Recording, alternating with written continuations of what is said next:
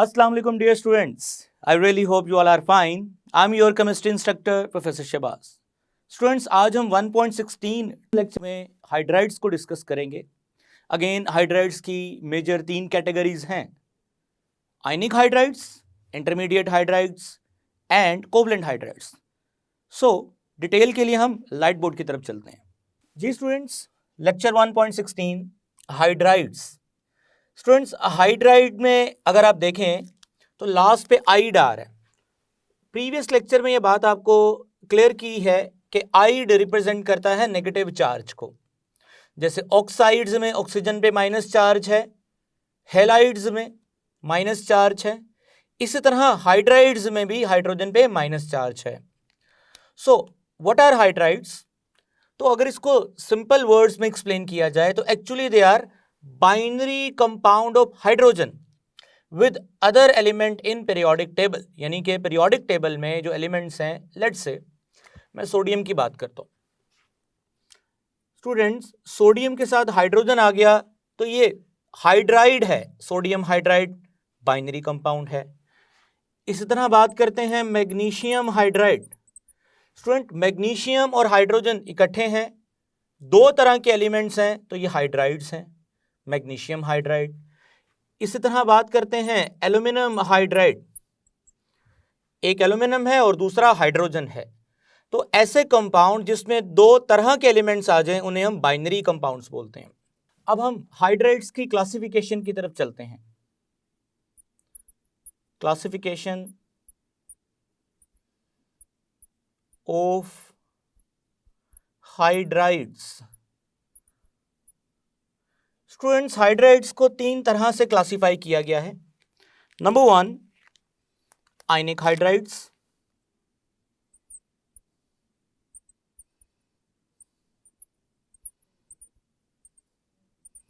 Number 2, intermediate hydrides.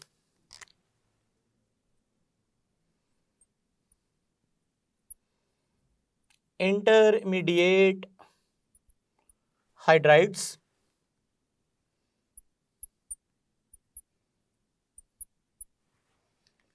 And number 3,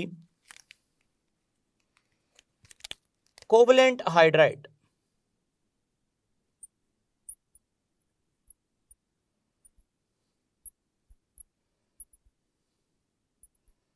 ji students, अगर आप periodic table को थोड़ा सा ऑब्जर्व करें, अगर आप पीरियोडिक टेबल की लेफ्ट साइड में हैं तो आपको डील करना पड़ेगा मोस्टली मेटल्स के साथ, और अगर आप पीरियोडिक टेबल की राइट साइड पे हैं तो मैक्सिमम आपको डील करना पड़ेगा नॉन मेटल्स के साथ. और अगर आप पीरियोडिक टेबल के मिड में हैं तो आपको ऐसी मेटल्स के साथ डील करना पड़ेगा जिनका मेटालिक कैरेक्टर थोड़ा कम हो चुका है, यानी they are not good metals. Students, अगर आप हाइड्रोजन का कॉम्बिनेशन देखते हैं group first A and second A की मेटल्स के साथ, जो कि इलेक्ट्रो पॉजिटिव मेटल्स मानी जाती हैं, they are very electropositive metal, यानी कि इनके लिए इलेक्ट्रॉन देना आसान है. सो इनका जब भी हाइड्राइड के साथ कॉम्बिनेशन होगा उसकी वजह से आयनिक हाइड्राइड्स बनेंगे.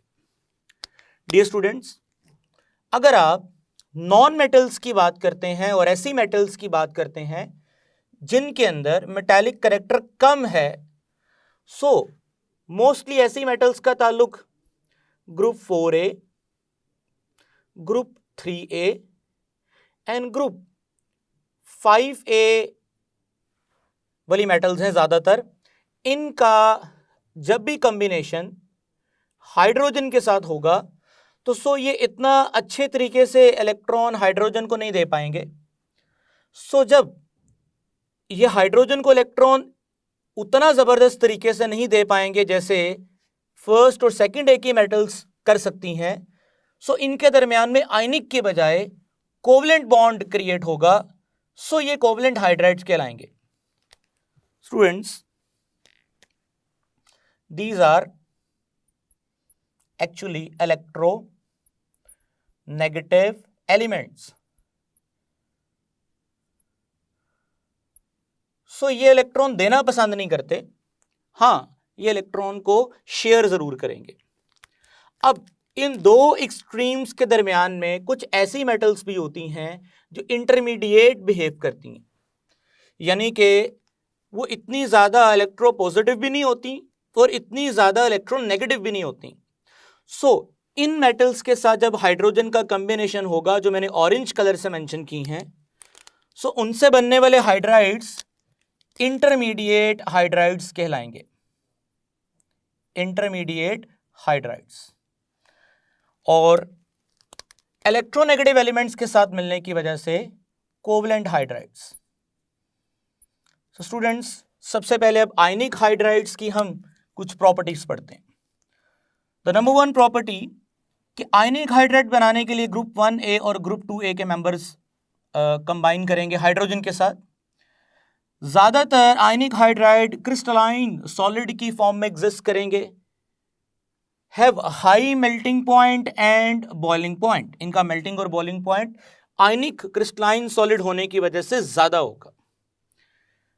जी dear student, very important point, conductor होंगे in molten and aqueous state, क्योंकि ये वो दो स्टेट्स हैं जिनके अंदर आयंस फ्री फॉर्म में एग्जिस्ट करेंगे। अब ये दो वो फॉर्म्स हैं जी स्टूडेंट्स, मोल्टन और एक्वस, जैसे कि मैंने बोला ये वो स्टेट्स हैं जिनमें आयन फ्री फॉर्म में एग्जिस्ट करते हैं। सो आयंस जब सॉल्यूशन में फ्री फॉर्म में एग्जिस्ट करते हैं तो वो सॉल्यूशन कंडक्टर होगा। So conductor in molten and aqueous state. Non volatile solid, जाहिर सी बात है जो चीजें high melting and boiling point रखती हैं वो लेस इवेपोरेट होती हैं, और जो चीज लेस इवेपोरेट होती है उसे हम नॉन वोलेटाइल बोलते हैं। लेट्स से अगर आप पेट्रोल, जिसे गैसोलीन भी बोलते हैं, और पानी की बात करें तो गैसोलीन जल्दी इवेपोरेट होगा, मोर वोलेटाइल। पानी कम इवेपोरेट होगा, लेस वोलेटाइल। और अगर हम नमक की बात करें, जैसे कि आपके किचन में टेबल सॉल्ट यूज होता है NaCl, तो डियर स्टूडेंट्स वो इवेपोरेट नहीं होता नॉर्मल टेम्परेचर पे जो रूम टेम्परेचर है। तो ऐसे सॉलिड जो इवेपोरेट होने की सलाहियत रूम टेम्परेचर पे बहुत ही थोड़ी रखें या क्लोज टू जीरो रखें, हम उन्हें क्या बोलते हैं, नॉन वोलेटाइल सॉलिड्स। सो आयनिक कंपाउंड जितने भी होते हैं, चूंकि वो सॉलिड की फॉर्म में एग्जिस्ट करते हैं, सो वो नॉन वोलेटाइल सॉलिड्स होते हैं। डी स्टूडेंट्स, यहाँ पे एक बात बड़ी इंपॉर्टेंट है, ज़रूरी नहीं कि तमाम सॉलिड नॉन वोलेटाइल हों, बहुत सारे सॉलिड वोलेटाइल भी होते हैं। फॉर एग्जाम्पल नेप्थलीन, आपने देखा होगा नेप्थलीन कमरे में अगर किसी जगह पे पड़ी हो तो कमरे में उसकी स्मेल दूसरे कॉर्नर तक पहुंच जाती है, यानी कि नेप्थलीन एक ऐसा सॉलिड है जो सॉलिड भी है और वोलेटाइल भी है। सो ज़रूरी नहीं होता कि नॉन वोलेटिलिटी का वर्ड सॉलिड के साथ ही जुड़े। कुछ सॉलिड नॉन वोलेटाइल हैं जैसे कि आपके सामने, और कुछ वोलेटाइल भी हो सकते हैं जैसे नेप्थलीन। लेकिन आयनिक हाइड्राइड के साथ हम नॉन वोलेटाइल का वर्ड ही एसोसिएट करेंगे, यानी कि ये इवेपोरेट नॉर्मल टेम्परेचर पे नहीं होंगे। जी डियर स्टूडेंट्स, इंटरमीडिएट हाइड्राइड्स, नाम ही आपको बताता है कि इनकी प्रॉपर्टीज इन बिटवीन होंगी आयनिक एंड कोवलेंट, यानी अगर इनकी बात करें, they have very high melting and boiling point, और कंपैरेटिवली इनका मेल्टिंग बॉइलिंग पॉइंट लो होगा तो इनका इंटरमीडिएट होगा। सो इनकी जो प्रॉपर्टीज हैं वो इन दोनों हाइड्राइड्स के इंटरमीडिएट एग्जिस्ट करेंगी। जी डियर स्टूडेंट्स, लास्ट पॉइंट पे चलते हैं, covalent hydrides. Actually covalent hydride की सारी डिस्क्रिप्शन मैं इस तरफ लिख चुका हूं। सो डिस्कस करते हैं कोवलेंट हाइड्राइड्स की मेन प्रॉपर्टीज कौन कौन सी हैं। First one, they are usually gases और volatile liquid. Dear students, for example अगर आप बात करते हैं CH4 की, तो ये एक कोवलेंट हाइड्राइड है और यू ऑल नो डैट ये गैस की फॉर्म में एग्जिस्ट करता है। हाँ, अगर बात करते हैं H2O की, तो ये भी कोवलेंट हाइड्राइड है, ये लिक्विड की फॉर्म में एग्जिस्ट करता है, बट ये लिक्विड वोलेटाइल है, यानी कि रूम टेम्परेचर पे भी इवेपोरेट हो सकता है। ऑल्दो लो वोलेटाइल है but still it is volatile liquid. जी स्टूडेंट्स, नेक्स्ट पॉइंट की तरफ चलते हैं, नॉन कंडक्टर ऑफ इलेक्ट्रिसिटी। क्योंकि कोवलेंट हाइड्राइड्स के अंदर प्योर आइंस नहीं होते, पार्शियल फॉर्म में आइंस होते हैं। लेट्स से अगर मैं बात करता हूं वाटर की, तो dear students, water carry partial positive charge and partial negative charge. अब ये आपने फर्स्ट ईयर में पढ़ा है कि liquid water H plus ion and OH minus ion के अंदर 10 की पावर -7 10 की पावर -7 अपने फर्स्ट ईयर में पढ़ा है कि अगर 1 मोल पानी हो तो 1 मोल पानी में से जस्ट 10 की पावर -7 मोल वाटर होगा जो आयोनाइज होगा, बाकी अनआयोनाइज्ड फॉर्म में ही रहेगा। इट मींस कि वाटर जो कि एक कोवलेंट हाइड्राइड है आयोनाइज नहीं होता। जब ये आयोनाइज नहीं होता तो आइंस में क्रिएट नहीं होगा। जब ये आइंस में क्रिएट नहीं करेगा अपने आप को, तो ये करंट भी फ्लो नहीं करेगा। सो वाटर के बारे में ये कहा जाता है कि वाटर नॉन कंडक्टर है। ये सिर्फ मैंने एग्जाम्पल के लिए आपको बताया ताकि आपको अंदाजा हो जाए कि जो कोवलेंट हाइड्राइड्स होते हैं वीक पोलैरिटी की वजह से उनके आइंस क्रिएट नहीं होते, सो नॉन कंडक्टर कहा जाएगा due to absence of ions और फ्री इलेक्ट्रॉन्स।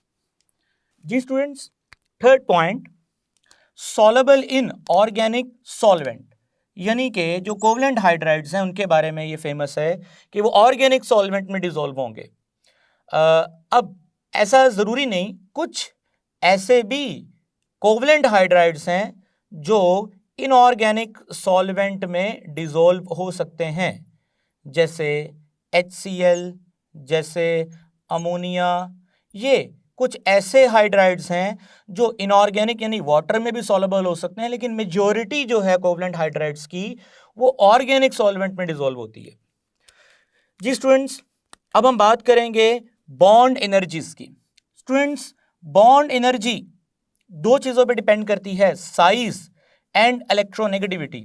जी स्टूडेंट्स, अब आपको स्क्रीन पे एक चार्ट नजर आ रहा है जिसमें HF, HCl, HBr और HI की बॉन्ड एनर्जीज दी गई हैं।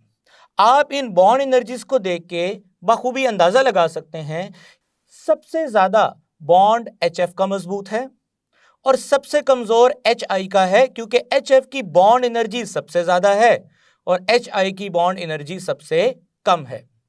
स्टूडेंट्स, अगर आप गौर करें इस चार्ट में, आप वाज़ेह तौर पे एक चीज देख रहे हैं कि हाइड्रोजन जिसकी इलेक्ट्रोनेगेटिविटी 2.1 है, फ्लोरीन जिसकी इलेक्ट्रोनेगेटिविटी 4.0 है। अगर आप इसका डिफरेंस देखेंगे तो आपको 1.9 नजर आएगा। इसी तरह से HCl में इलेक्ट्रोनेगेटिविटी इसका डिफरेंस देखेंगे तो ऑलमोस्ट आपको 1 के करीब नजर आएगा। सिमिलरली स्टूडेंट, अगर आप HBr और HI का इलेक्ट्रोनेगेटिविटी का डिफरेंस देखेंगे तो वो आपको 0.7 और 0.4 के करीब नजर आएगा। यानी कि टॉप टू बॉटम अगर आप देखें तो इलेक्ट्रोनेगेटिविटी का डिफरेंस डिक्रीज नजर आ रहा है आपको। सो स्टूडेंट्स, अब यहाँ पे इलेक्ट्रोनेगेटिविटी और बॉन्ड एनर्जी का क्या रिलेशन होता है, थोड़ा उसके बारे में कॉन्सेप्ट समझ लेते हैं।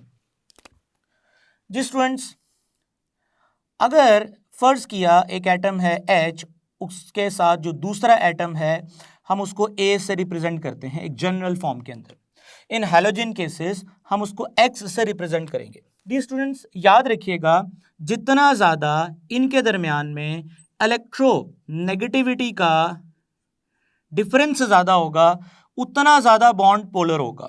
सो यहाँ पे हम मेंशन करेंगे इलेक्ट्रोनेगेटिविटी का डिफरेंस जितना ज्यादा होगा, पोलैरिटी पोल्स की स्ट्रेंथ उतनी ज्यादा होगी, यानी कि उतना ही अच्छा इधर पॉजिटिव चार्ज आएगा, उतना ही अच्छा यहाँ पे नेगेटिव चार्ज आएगा।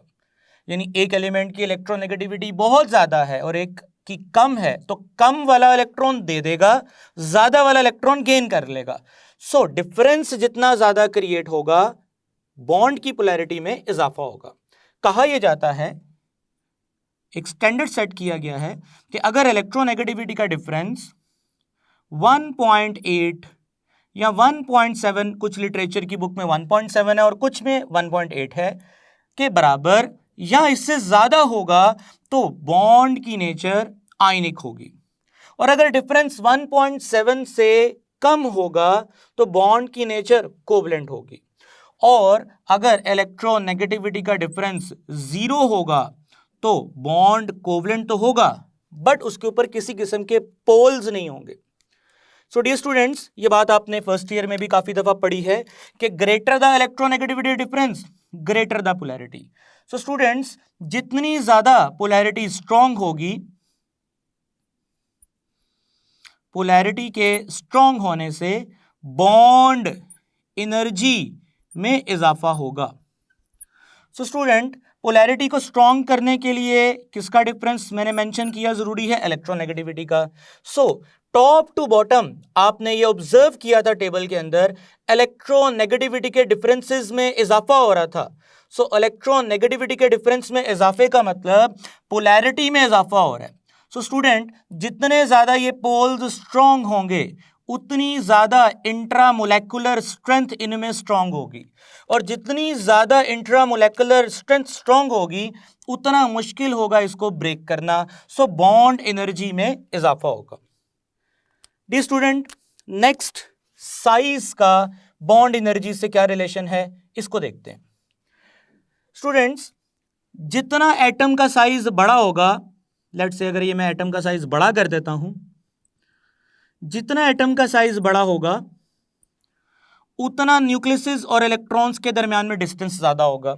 अब इस चीज को क्लैरिफाई करने के लिए मैं डायग्राम थोड़ी नीचे बनाता हूं। लेट्स से ये न्यूक्लियस है और ये एक बड़े साइज का एटम है। डियर स्टूडेंट्स, जितना एटम का साइज बड़ा होगा बॉन्डेड इलेक्ट्रॉन्स न्यूक्लियस से दूर होंगे। अब बॉन्डेड इलेक्ट्रॉन जब न्यूक्लियस से दूर होंगे सो उनको अलग करना आसान है। अगर यही एटम का साइज छोटा है, लेट्स से ये न्यूक्लियस और ये दो एटम्स और ये रहे उनके दरमियान में दो बॉन्डेड इलेक्ट्रॉन, तो न्यूक्लियस का बॉन्डेड इलेक्ट्रॉन पे होल्ड ज्यादा होगा साइज के छोटा होने से। सो डियर स्टूडेंट्स, साइज अगर छोटा है तो बॉन्ड को तोड़ना मुश्किल है, साइज अगर बड़ा है तो बॉन्ड को तोड़ना क्या है? आसान है।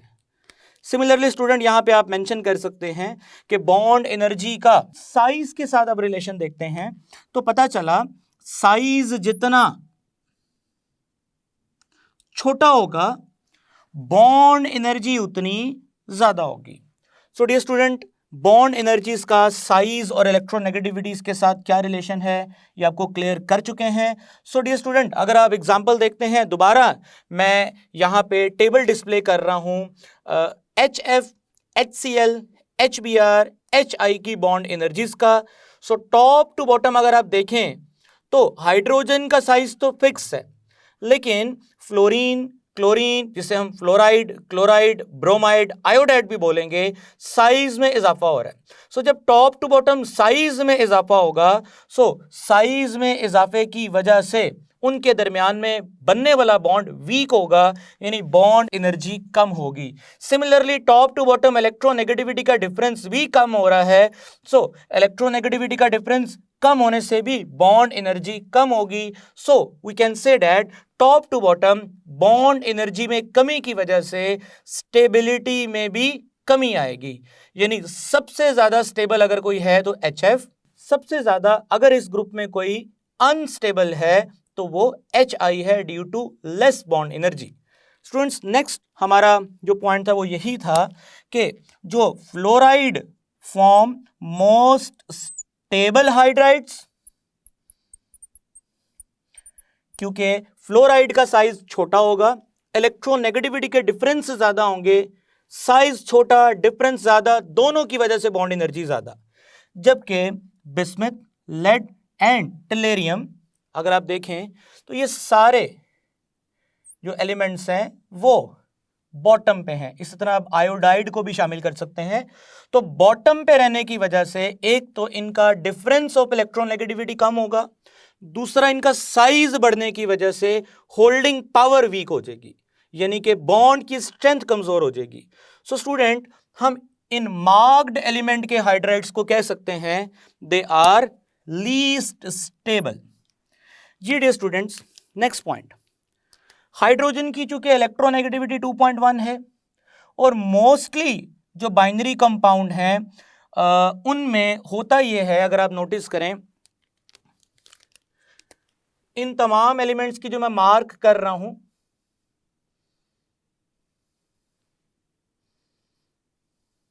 जी स्टूडेंट्स, इन तमाम एलिमेंट्स की जो इलेक्ट्रोनेगेटिविटी है वो हाइड्रोजन से ग्रेटर है, बड़ी है।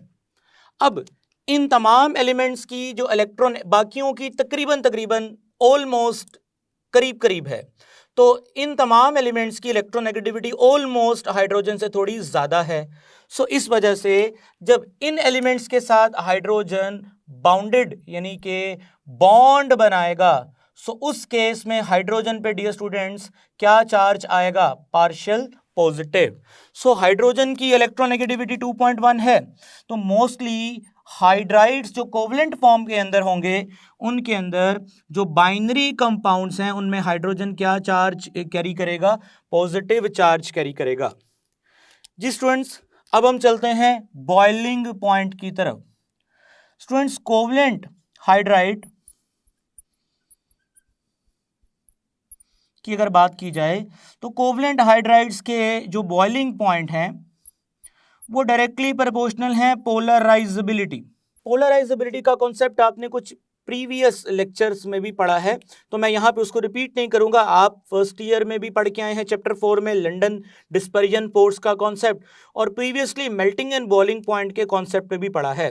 So students, you know that top to bottom, अगर मैं बात करता हूँ क्लोराइड की, ब्रोमाइड की, आयोडाइड की, इसी तरह सल्फाइड्स की, सेलेनियम की, टेलेरियम की, इस तरह phosphorus, arsenic, antimony, germanium, tin, lead, अगर मैं इस तरह यहाँ पे सिलिकॉन की बात करता हूँ, तो ये जो हाइड्राइड्स हैं जिनको मैं हाईलाइट कर रहा हूँ, इसी तरह कार्बन भी शामिल है इनके अंदर,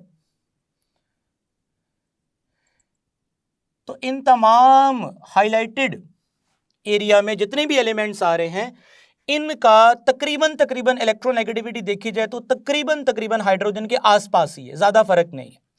so almost very weak polarity है इनके अंदर, यानी जब डिफरेंस ही इलेक्ट्रोनेगेटिविटी का बड़ा शॉर्ट होगा, जैसे अगर मैं बात करता हूं CH4 की, स्टूडेंट्स कार्बन की इलेक्ट्रोनेगेटिविटी 2.4 है और हाइड्रोजन की 2.1 है, तो डिफरेंस ऑलमोस्ट जीरो के करीब करीब है, यानी कि पोलैरिटी बहुत ही वीक है।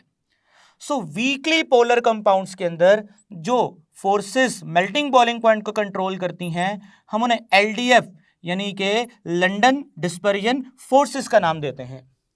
डियर स्टूडेंट्स, आप लोग ये छोटी क्लासों में यानी कि फर्स्ट ईयर में और इवन के सेकेंड ईयर के प्रीवियसली कुछ टॉपिक्स में पढ़ के आए हैं कि साइज ऑफ मॉलिक्यूल अगर बढ़ता है तो पोलराइजेबिलिटी में इजाफा होगा। डियर स्टूडेंट, पोलराइजेबिलिटी में इजाफा होगा तो LDF यानी कि लंदन डिस्पर्जन फोर्सेस में इजाफा होगा। सो लंदन डिस्पर्जन फोर्सेस में अगर इजाफा होगा, मेल्टिंग पॉइंट और बॉइलिंग पॉइंट में इजाफा होगा। सो हम कह सकते हैं जो मैंने हाईलाइट किया है एरिया, इनमें टॉप टू बॉटम अगर देखा जाए साइज बढ़ रहा है, पोलराइजेबिलिटी बढ़ रही है, लंदन डिस्पर्जन फोर्स बढ़ रही है, तो इनके मेल्टिंग बॉइलिंग पॉइंट में भी इंक्रीमेंट यानी कि आप इजाफा देख रहे हैं। जी डियर स्टूडेंट्स, अब अनमार्क्ड एलिमेंट्स को देखा जाए जैसे nitrogen, oxygen and fluorine, you know that इनके अंदर एक स्पेशल केस है नेम्ड एज हाइड्रोजन बॉन्डिंग, जो कि आपने फर्स्ट ईयर में चैप्टर 4 में डिस्कस किया था। अगर आपको याद हो, इन तीनों में सबसे ज्यादा हाइड्रोजन बॉन्डिंग का इफेक्ट वाटर में होता है, उससे कम HF में है और उससे कम NH3 में है। सो डियर स्टूडेंट्स, इन तीनों का इनके साथ कोई मुकाबला नहीं है, इन तीनों के मेल्टिंग बॉइलिंग पॉइंट ओवरऑल इनसे ज्यादा होंगे, क्योंकि इन तीनों के अंदर स्पेशल केस है और वो है hydrogen bonding.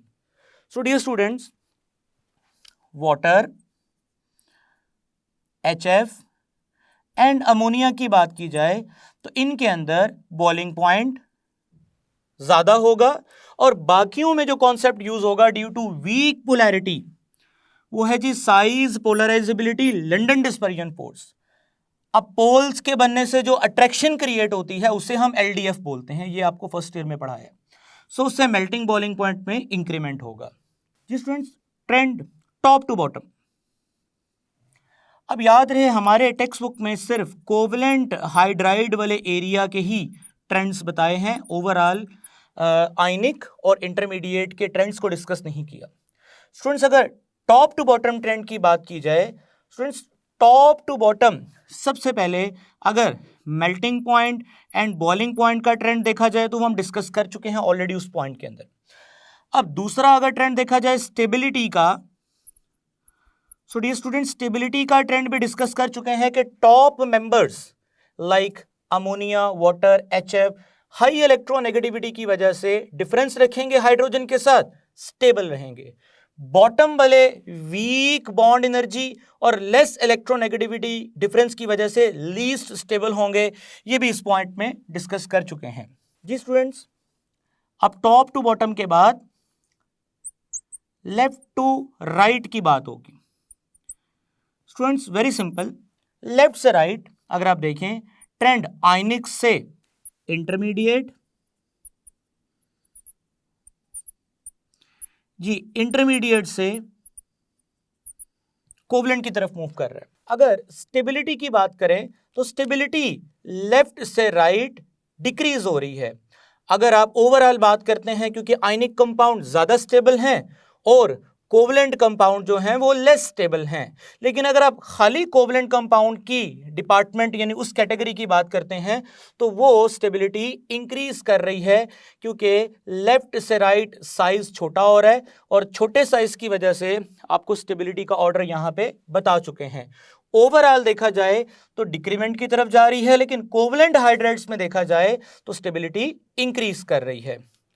So dear student, I really hope कि आपको हाइड्राइड्स की कैटेगरीज मेनली डिस्कस किया गया है, कोवलेंट हाइड्राइड्स को डिटेल से समझ आ गया है। इंशाल्लाह अगले लेक्चर में मिलेंगे ऑक्साइड्स की डिटेल के साथ। तब तक के लिए मुझे इजाज़त दें। टेक केयर, अल्लाह हाफिज़।